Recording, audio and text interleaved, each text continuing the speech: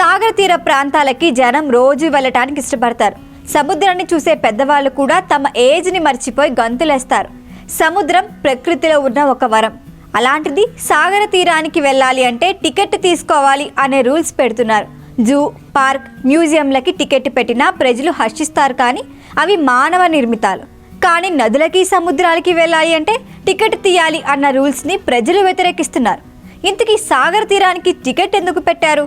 ప్రజల అభిప్రాయం ఏంటి అన్నది let's watch the story.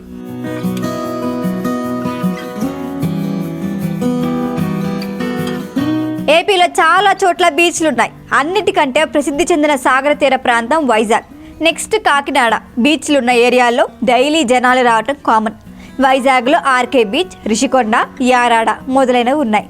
RK beach నుంచి భీమిలి వరకు మొత్తం 32 కిలోమీటర్ల సముద్ర తీరం ఉంది. అయితే కొత్తగా బీచ్లో ఎంట్రీకి టికెట్ వసూలు చేసే ఆలోచనలో ఉన్నారు సర్కార్.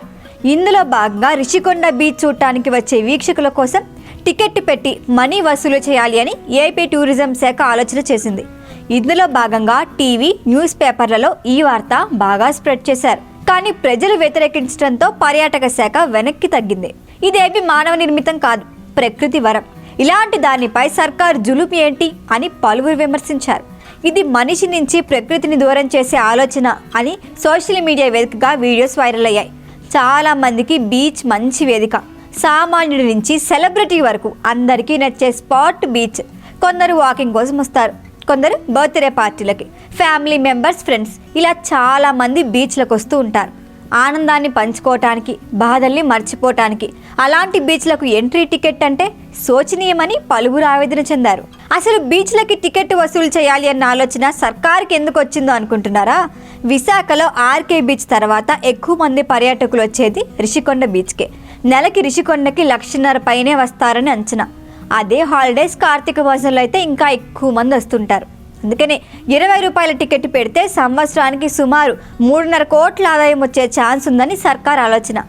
ఇవి కాక పార్కింగ్ ఫీజు ఉంటుంది. ఇలా వచ్చిన మనీతో ఆ బీచ్లను డెవలప్ చేయొచ్చు అన్నది సర్కార్ భావన. సాగర తీరాలకి ఒక బ్లూ ఫ్లాగ్ సర్టిఫికేట్ ఉంటుంది. దీన్ని Denmark foundation for environmental education ఇస్తుంది. సాగర తీరాన ఉన్న టూరిజం స్పాట్స్, టూరిస్టుల సేఫ్టీలు, పొల్యూషన్ స్థాయి, సరౌండింగ్స్, సముద్ర నీటి నాణ్యత లాంటి 33 అంశాలను దృష్టిలో పెట్టుకొని బ్లూ ఫ్లాగ్ సర్టిఫికేట్ ఇస్తారు. 2020 అక్టోబర్లో రిషికొండ బీచ్కు బ్లూ ఫ్లాగ్ బీచ్ సర్టిఫికేట్ వచ్చింది. ఈ సర్టిఫికేట్ వచ్చేలా సకల సదుపాయాలు కల్పిస్తూ టూరిజం శాఖ 7 కోట్లు ఖర్చు చేసింది.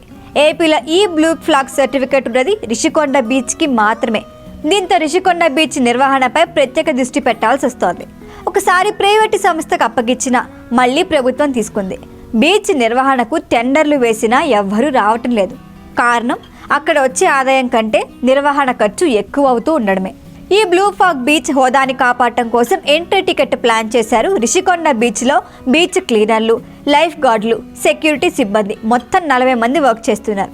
వీరి శాలరీ, బ్లూ ఫ్లాగ్ సర్టిఫికేషన్ ఏ విషయాలను పరిగణించి హోదా ఇచ్చిందో వాటి నిర్వహణ వీటికి భారీగా ఖర్చు అవుతుంది. ఇలా 20 రూపాయల నామమాత్రపు టికెట్ వసూలు చేస్తే సర్కార్కి కొంచెం భారం తగ్గుతుంది. కానీ ప్రజా వ్యతిరేకతతో ప్రస్తుతం ఏపీ సర్కార్ ఈ ఆలోచనని విరమించినా ఫ్యూచర్లో మళ్ళీ టికెట్ పెట్టే ఛాన్స్ ఉంది.